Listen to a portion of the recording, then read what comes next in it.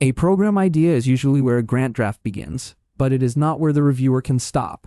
An idea says what your team wants to do. A grant outcome says what should change because the work happens, who should experience that change, and how you will know the change is real. Grants.gov describes the grant lifecycle as moving from the funding opportunity and application review to award decisions to implementation, reporting, and closeout. That matters while you write. The outcome you promise in the application is the same result you may later need to track, explain, and defend. Outputs and outcomes are easy to blur. A workshop, a counseling session, a toolkit, or a home visit is usually an output because it is a product of activity. The outcome is the change that follows, such as improved knowledge, safer behavior, better access, or a measurable condition. A strong outcome does not float above the project. It names who or what changes. That may be youth in a particular neighborhood, rural clinics in a service area, small businesses in a disaster zone, or your own organization if the grant is building capacity.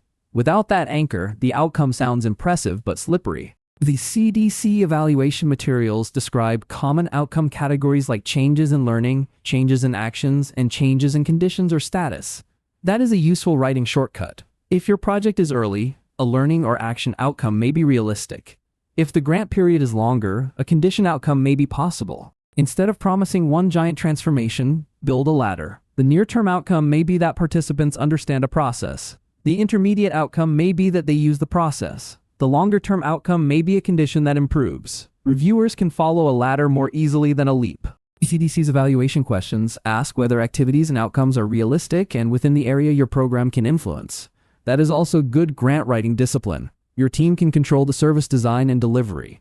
You may influence participant behavior. You probably cannot promise to solve the entire community problem by yourself.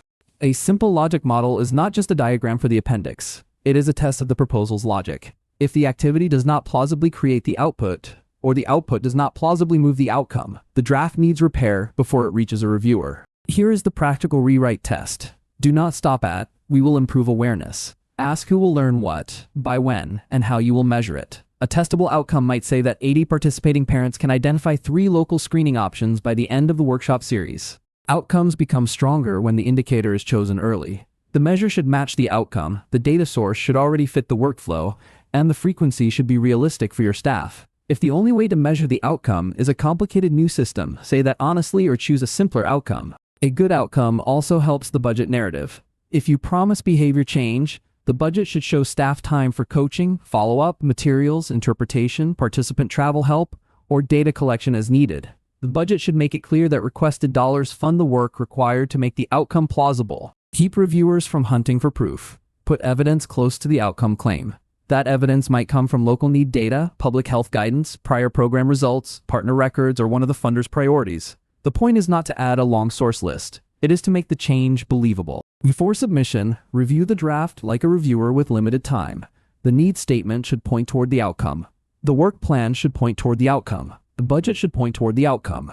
The evaluation plan should explain how the outcome will be tracked. That line of sight is what makes the application feel coherent.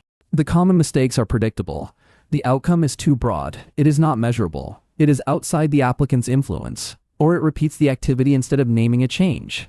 When you find one of those problems, do not panic. Treat it as a drafting signal and tighten the outcome. A small team can use 5 prompts before writing the narrative. Who changes? What changes? By when? How will we know? Which activity and cost make that change plausible? If the team cannot answer those prompts in plain English, the proposal is not ready for polished language yet. The goal is not to make every project sound bigger. The goal is to make the change clearer, more realistic, and easier to review. Start with the idea, separate outputs from outcomes, choose a reachable change, pick the indicator, and let the plan and budget support it.